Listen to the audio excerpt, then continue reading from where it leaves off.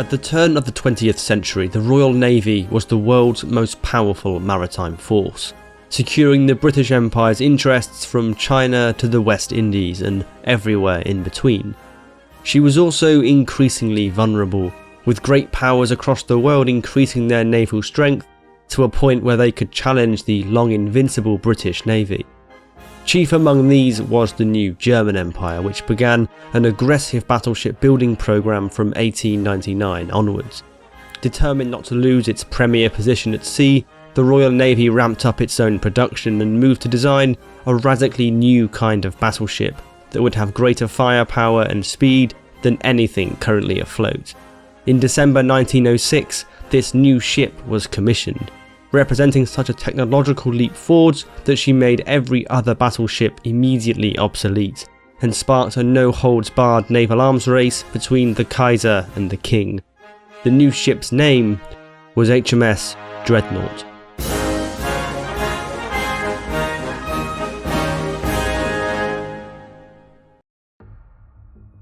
In the late 19th century, the British were mainly concerned with the fleets of France and Russia, which, if combined, might have the strength to overwhelm the larger Royal Navy. To counteract this threat, in 1889 the British Parliament passed the Naval Defence Act, which introduced a legal requirement for the Royal Navy to maintain a fleet equal to that of the next two largest navies combined. To meet this target, the Navy ramped up its shipbuilding, commissioning 7 new classes of battleship between 1890 and 1900 alone. In 1897, Britain had 62 armoured ships over 5,000 tons in commission, compared to 36 for France and 18 for Russia. This balance of power met the two-power standard, but it was about to be upset by the 4th-placed German Navy and its new State Secretary, Captain Alfred Tirpitz. Tirpitz had a vision for the Imperial German Navy that went well beyond the 12 armoured ships that it possessed in 1897. He wanted a large fleet of powerful German battleships, enough to challenge Britain for control of the North Sea. Almost as soon as he was in office in June 1897, he wrote a memo setting out his views. For Germany, the most dangerous naval enemy at the present time is England. The military situation against England requires battleships in as great a number as possible. Tirpitz proposed a fleet of 19 battleships, and his plans were accepted by the Reichstag on March 26, 1898. A fleet of this strength would not be enough to give the British serious headaches, but that was to change following an incident during the Boer War, which Britain found itself involved in at the turn of the century. In January 1900, 3 German steamers were stopped by the British off the east coast of Africa, suspected of smuggling weapons to the Boers. No weapons were found and all 3 ships were eventually released, but it was the kind of outrage that Tirpitz seized upon. According to Robert Massie, the German officer seized the moment to declare that only a powerful fleet could prevent such a national humiliation. The response must be a doubling of the 1898 building programme. A second naval law was passed in June that same year, increasing the strength of the future German battle fleet to 38 battleships, a force that would make Germany the second-ranked naval power in the world. By 1905, Germany had in commission or under construction 15 new battleships of the Wittelsbach, Braunschweig and Deutschland classes, in a direct challenge to Britain's supremacy at sea. In London, the Admiralty moved swiftly to respond to this new threat, commissioning the first of 8 new King Edward VII class battleships in 1905. During the same year, a large-scale reform process was begun by the Navy's new professional head, First Sea Lord Admiral Jackie Fisher. Throughout his naval career, Jackie Fisher had been at the forefront of innovation, convinced that the Royal Navy had to grasp new technology and approaches with both hands or risk being overtaken by other powers. On his appointment as First Sea Lord in October 1904, he found a fleet that focused its main strength in the Mediterranean as a weapon pointed against the French, as well as basing moderately strong fleets scattered across the globe. Responding to the new German threat and the improving relations between Britain and France, Fisher shifted the emphasis to the North Sea. He pulled back the Royal Navy's best battleships from across the world and focused them at home as a weapon pointed squarely at Germany. He embarked on a ruthless culling of the Navy's ranks too, scrapping 90 obsolete ships that in his words were too weak to fight and too slow to run away, and placed 64 more into reserve.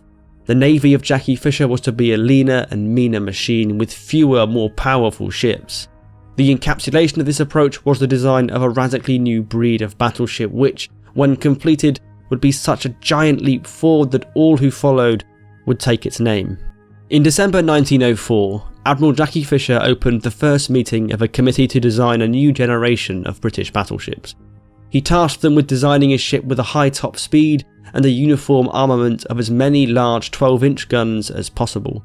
Unlike previous battleships, which might have 4 12-inch guns and a variety of smaller calibers designed for medium and short range, Fisher wanted a ship that was designed to hurl the maximum amount of steel at the enemy from the maximum possible range. This was a radical change in doctrine for Royal Navy battleships. For a long time it had largely been thought that modern fleets would fight at point-blank range, just as in the time of Nelson. Construction on this experimental new ship began in October 1905 and proceeded at breakneck pace. Admiral Fisher demanded Dreadnought be delivered in just 12 months as a very public statement of Britain's shipbuilding superiority.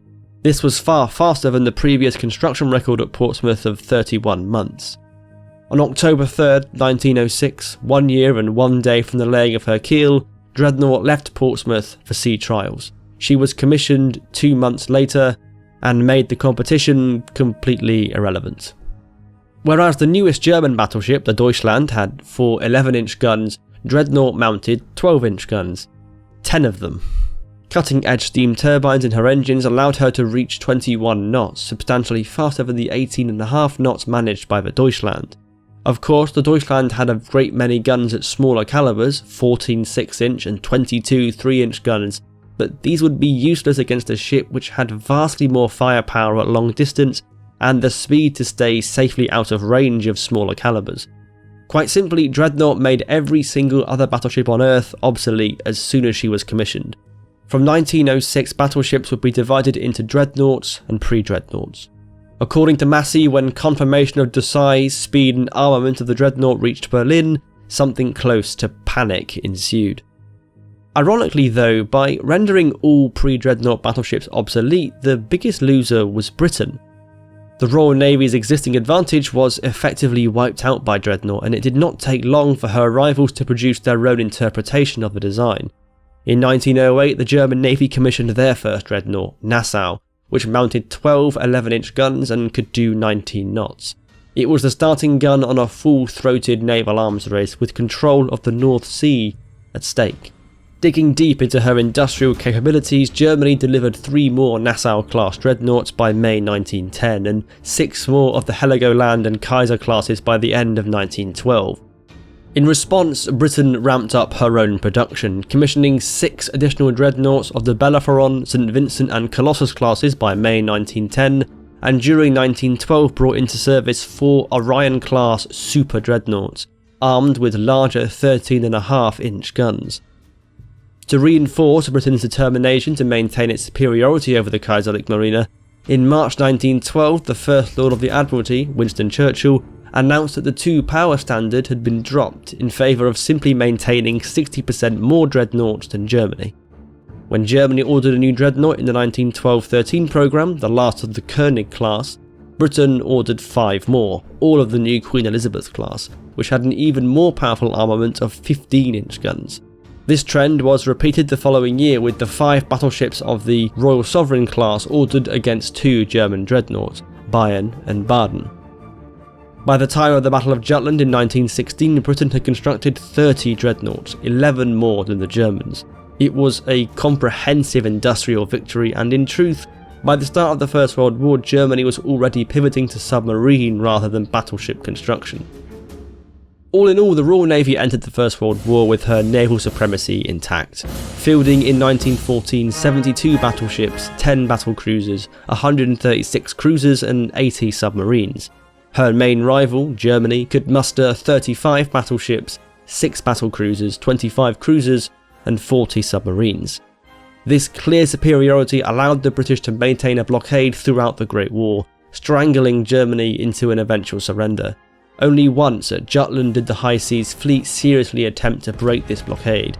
an engagement which saw the British lose more ships and more men, but emerge essentially victorious due to the ability to absorb losses provided by possessing such a massive grand fleet. Jutland was also the pinnacle of the dreadnought concept, with two enormous battle lines fighting thousands of yards apart, firing some of the largest caliber shells then afloat. Battleships of all nations would follow the all-big gun format for the next half-century, until dreadnoughts themselves were made mostly obsolete by the advent of the aircraft carrier. Thank you for watching this video on the extraordinary battleship that was HMS Dreadnought. This video, as you might know, is part of Operation Odysseus, a collaboration on naval history between myself and 16 other YouTube history channels. This is episode 13 in the collaboration, and either side of me we have the Armchair Historian with a fascinating video on the role of ironclads in the US Civil War, and Emperor Tiger Star with a great contribution on the United States' love of avenging sunken ships. As always, I'm grateful for the support from my patrons in making this video possible.